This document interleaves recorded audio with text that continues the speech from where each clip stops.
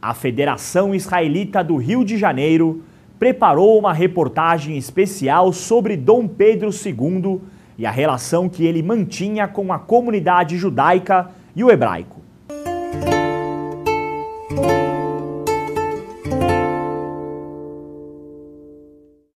Dom Pedro II, o imperador do Brasil de 1841 a 1889, era um homem muito culto. Antes de completar 9 anos, ele já dominava o francês e o inglês.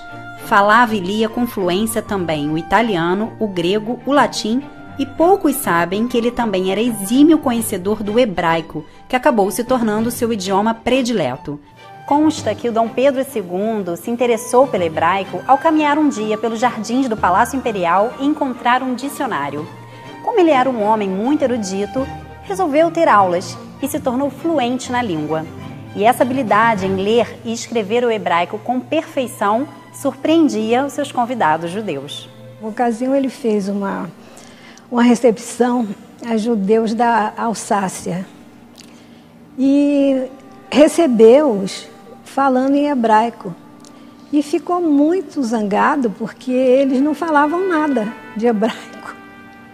Então ele disse: que judeus são vocês que não sabem a língua do seu povo? Essa história contada por Sônia Salles e muitas outras estão nesse livro escrito por ela, Dom Pedro II e seus amigos judeus. Lá você vai encontrar relatos e trechos de algumas cartas que ele escrevia para judeus do mundo todo e algumas imagens da época. Nessa foto, por exemplo, está o último professor de hebraico do imperador, o Dr. Christian Seibold, que acabou se tornando um amigo pessoal.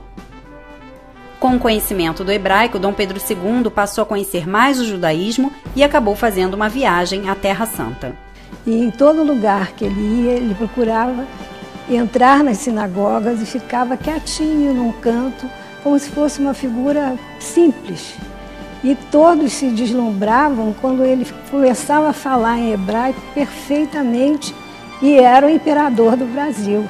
Ele também fazia traduções, fez versões de Camões para o hebraico e traduziu parte do Velho Testamento para o latim.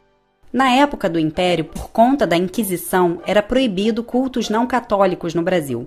Mesmo assim, eram realizadas secretamente cerimônias judaicas nessa época.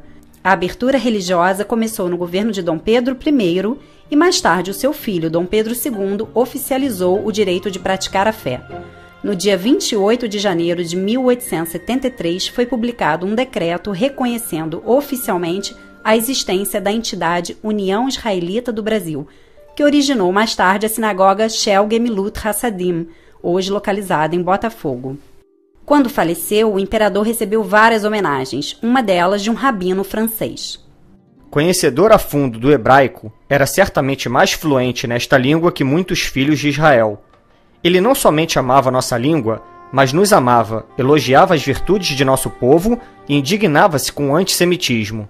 Se Dom Pedro II vivesse nos dias de hoje, ele certamente seria um grande defensor do povo judeu.